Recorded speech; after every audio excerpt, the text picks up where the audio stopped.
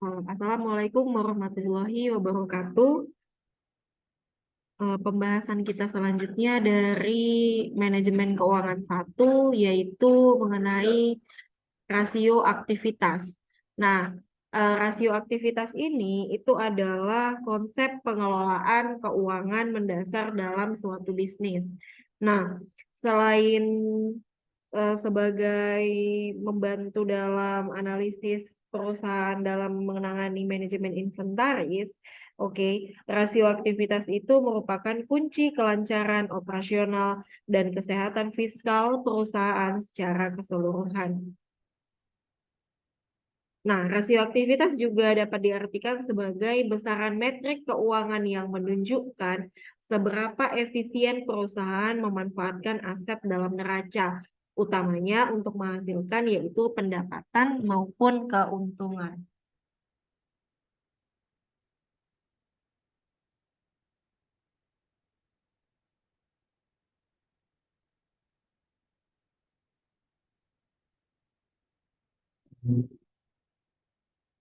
Nah, manfaat perusahaan menggunakan rasio aktivitas pada bisnis, yaitu tujuan dasarnya adalah perusahaan dapat melihat histori perkembangan perusahaan dari waktu ke waktu. Namun, ada kalanya perhitungan ini digunakan dalam pembandingan dua bisnis yang berjalan pada industri yang sama. Tujuannya untuk mengetahui bagaimana perusahaan mungkin bertahan di antara para kompetitor atau para pesaing perusahaan. Nah, ada hal yang lain terkait dengan manfaat dari rasio aktivitas, yaitu membantu investor dan analis keuangan dalam mengukur seberapa efisien perusahaan menggunakan asetnya untuk menghasilkan pendapatan dan uang tunai. Nah, besaran yang memberi informasi terhadap perkembangan aset ini itulah rasio aktivitas. Data dari rasio aktivitas ini juga berguna jika suatu hari ada masalah penurunan di salah satu lini rasio. Perusahaan dapat mengelola data untuk menemukan solusi yang tepat.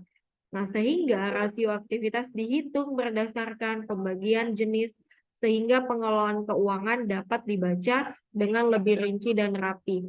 Hal ini meminimalisir adanya kesalahan maupun kecurangan. Nah, jadi terkait dengan penjelasan-penjelasan tersebut, rasio aktivitas ini yaitu rasio yang mengukur efektivitas dan efisiensi perusahaan dalam mengelola aktiva yang dimiliki perusahaan.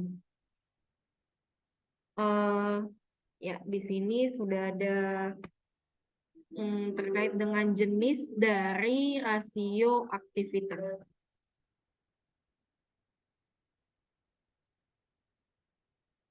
Baik, yang pertama itu ada inventory turnover atau perputaran persediaan atau biasa disingkat dengan ITO atau ITO. Rumusnya adalah cost of goods sold dibagi dengan inventory. Oke. Nah, cost of goods sold itu adalah harga pokok penjualan, inventory itu adalah persediaan. Nah, untuk menghitung average days in inventory yaitu 365 hari, yaitu 1 tahun, dibagi dengan inventory turnover. Nah, arti dari rasio ini mengukur efisiensi pengelolaan persediaan barang dagangan. Semakin besar rasio ini berarti semakin efektif dan efisien pengelolaan persediaan yang dilakukan oleh manajemen perusahaan untuk menghasilkan penjualan, dan begitu juga sebaliknya.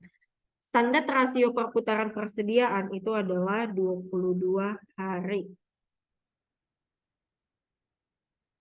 Oke. Contoh,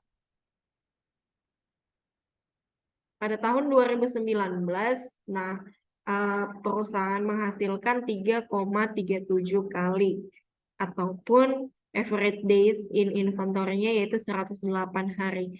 Artinya interpretasinya yaitu aktivitas penjualan persediaan barang dagang yang dilakukan manajemen pada tahun 2019 dapat dikatakan lebih efektif dengan lamanya rata-rata persediaan terjual lebih cepat 4 hari. 108 karena 112 hari itu adalah hasil dari tahun 2020. Nah, jika dibandingkan dengan aktivitas penjualan persediaan barang dagang yang dilakukan manajemen pada tahun 2020. Jika rata-rata industri untuk perputaran persediaan terjual adalah 22 hari, maka dapat disimpulkan bahwa aktivitas penjualan persediaan barang dagang yang dilakukan manajemen pada tahun 2019 dan 2020 itu cenderung kurang baik karena di atas dari jumlah rata-rata industri tadi yaitu 22 hari ya. Ini tadi 108 hari itu berarti sangat jauh jaraknya dari 22 hari ke 108 dan juga ke 112 hari. Nah, dengan kata lain bahwa untuk tahun 2019 dan 2020 rata-rata persediaan barang dagang terjual masih lama 86 dan 90 hari jika dibandingkan dengan perusahaan lainnya dalam industri yang sama. Nah, jadi ini terlalu lama harinya. Nah, mengindikasikan bahwa persediaan itu terlalu banyak yang menumpuk di perusahaan. Oke, itu yang pertama. Kemudian yang kedua, jenis rasio aktivitas yaitu rasio receivable turnover atau perputaran piutang atau disingkat dengan RTO. Rumusnya adalah sales dibagi dengan receivable. Sales adalah penjualan, receivable itu adalah piutang. Sesuai dengan judulnya tadi receivable ya. Jadi perputaran piutang dari penjualan. Nah, rasio ini mengukur perputaran piutang dalam menghasilkan penjualan. Semakin tinggi perputaran piutang, berarti semakin efektif dan efisien manajemen piutang yang dilakukan oleh perusahaan dan sebaliknya. Standar rasio perputaran piutang ini adalah 2/10 N30. Oke, untuk persyaratan kredit atau kredit term. Baik, ya di contoh hasilnya misalnya 2,21 kali, kemudian yang tahun 2020 RTO sebesar 10,83 kali. Nah, artinya jika persyaratan kredit yang berlaku adalah 2/10 N30, maka berdasarkan hasil tersebut dapat disimpulkan bahwa lamanya rata-rata penagihan piutang usaha yang berada di luar batas waktu kredit 30 hari, sehingga aktivitas penagihan piutang usaha yang dilakukan oleh manajemen dapat dikatakan telah berjalan kurang efektif. Dengan kata lain, bahwa seluruh piutang usaha belum berhasil ditagih dengan baik sebelum jatuh tempo kredit. Nah, interpretasi, meskipun sama-sama tergolong kurang efektif di tahun 2019 dan 2020, aktivitas penagihan piutang usaha yang dilakukan manajemen pada tahun 2019 itu lebih efektif dengan lamanya rata-rata penagihan piutang itu lebih cepat 2 hari dibandingkan dengan aktivitas penagihan piutang usaha yang dilakukan manajemen pada tahun 2020. Nah, terlihat ya, di tahun 2009 dia 32 hari, di tahun 2020 dia 34 hari, itu berbeda 2 hari. Jika rata-rata industri untuk lamanya penagihan piutang usaha adalah 15 hari, maka dapat disimpulkan bahwa aktivitas penagihan piutang usaha yang dilakukan pada perusahaan ini di tahun 2019 dan 2020 itu masih cenderung kurang baik, karena besaran rasionya ini tadi masih di atas dari 15 hari. Oke, kita lanjut yang ketiga, itu ada fixed asset turnover atau perputaran aset tetap. Fixed asset adalah aset tetap. Jadi perputaran aset tetap rumusnya adalah FATO sama dengan sales dibagi dengan total fixed asset. Artinya, rasio ini mengukur efektivitas penggunaan dana yang tertanam pada aset tetap seperti pabrik dan peralatan dalam menghasilkan penjualan. Semakin tinggi rasio ini, maka menunjukkan semakin efektif pengelolaan aktiva tetap yang dilakukan oleh manajemen perusahaan. Standar rasio perputaran aset tetap adalah 3 kali. Nah, ini contoh. Oke, hasilnya FATO di tahun 2019 3,24 kali. Di tahun 2020 itu adalah 4,50 kali. Nah, ini datanya diambil dari laporan keuangan ya. Oke, artinya setiap Rp1 aset tetap turut berkontribusi menciptakan 3,24 penjualan. Kalau yang tahun 2020, artinya setiap Rp1 aset tetap turut berkontribusi menciptakan 4,50 penjualan. Nah, kesimpulannya untuk interpretasinya, rasio perputaran aset tetap tahun 2020 itu lebih baik jika dibandingkan dengan tahun 2019. Karena kontribusi aset tetap itu lebih tinggi ataupun lebih besar dibandingkan dari tahun 2019.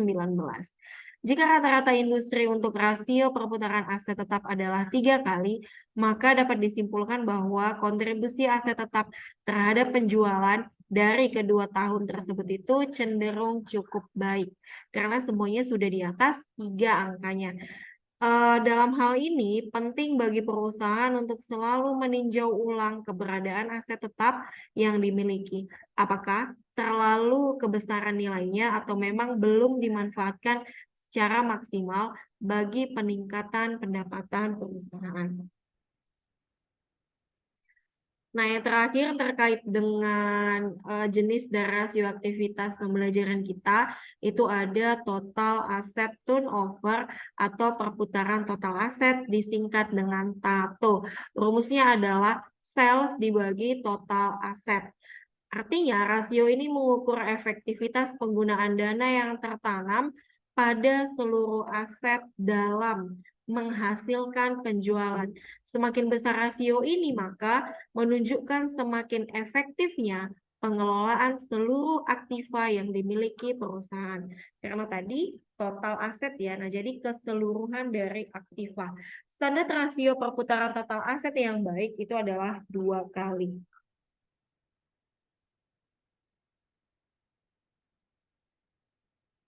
Oke, kita langsung ke contoh. Ya, tato tahun 2019 itu adalah 0,61 kali. Eh, ini tato ya. Oke. Tahun 2020 itu 0,55 kali. Artinya, untuk menganalisisnya, setiap Rp1 total aset turut berkontribusi menciptakan 0,61 penjualan. Yang tahun 2020 artinya setiap Rp1 total aset turut berkontribusi menciptakan 0,55 penjualan. Nah, kita masuk ke interpretasi.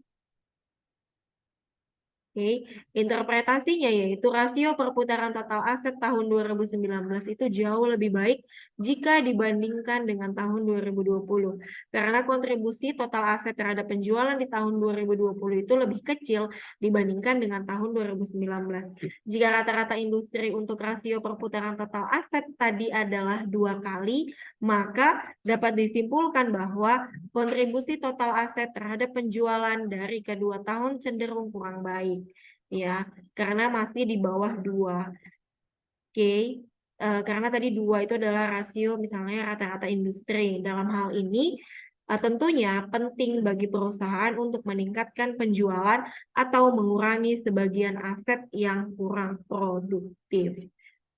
Jadi kesimpulan untuk keseluruhan dari rasio ini dari contoh, dilihat dari rasio-rasio aktivitas, terlihat bahwa perusahaan memiliki nilai rasio yang cukup baik. Artinya, secara umum, kemampuan perusahaan untuk menggunakan sumber daya perusahaan semakin meningkat sehingga penjualan dan keuntungan relatif baik. Rasio-rasio aktivitas yang baik akan membuat perusahaan memiliki peluang yang besar untuk mendapatkan keuntungan. Namun itu tidak seperti pada contoh ya, karena tadi yang paling bagus itu adalah yang di FATU saja. Yang dari fixed asset turnover, sisanya dari total aset, kemudian dari piutang, kemudian dari persediaan itu perusahaan masih kurang efektif dalam menciptakan atau berkontribusi terhadap penjualan. Nah, tambahan untuk materi dari aktivitas ini, yaitu pada dasarnya tujuan penghitungan dan rasio aktivitas itu untuk melihat seberapa cepat perusahaan dapat mengelola asetnya dan aktivitas keuangannya itu diubah menjadi pendapatan atau penjualan. Maka dari tadi itu rumusnya itu pembandingnya itu adalah sales atau penjualan. Nah, untuk menambah yang namanya keuntungan maupun kas. Dengan kebutuhan analisis yang berbeda, perusahaan bisa memadukan beberapa rasio aktivitas tersebut sebagai data sesuai dengan kebutuhan perusahaan. Pada dasarnya memang rumus tersebut diperoleh dengan membandingkan total pendapatan dengan data keuangan yang ingin dianalisis. Nah, itulah tadi. Kesederhanaan model perhitungan ini memungkinkan rasio aktivitas dijadikan sebagai indikator yang penting dalam laporan keuangan. Nah, perusahaan bisa menyajikan hasil analisis rasio aktivitas dalam bentuk diagram untuk melihat fluktuasi perkembangan pengelolaan keuangan. Selain itu, rasio aktivitas itu menjadi salah satu indikator yang efektif untuk melihat efektivitas bisnis di pasar kompetitor. Nah, perusahaan juga bisa mengukur rasio perputaran modal kerja perusahaan dengan membandingkan dari rasio modal kerja perusahaan lain dalam industri dan skala yang sama untuk menganalisis faktor pendukung dan penghambat percepatan perkembangan perusahaan. Nah, itulah tadi serangkaian pembelajaran terkait rasio aktivitas. Silahkan dibaca kembali modul dan juga tugas yang sudah saya kirimkan lewat GST. Baik, itu saja terkait dengan rasio aktivitas. Saya akhiri. Assalamualaikum warahmatullahi wabarakatuh.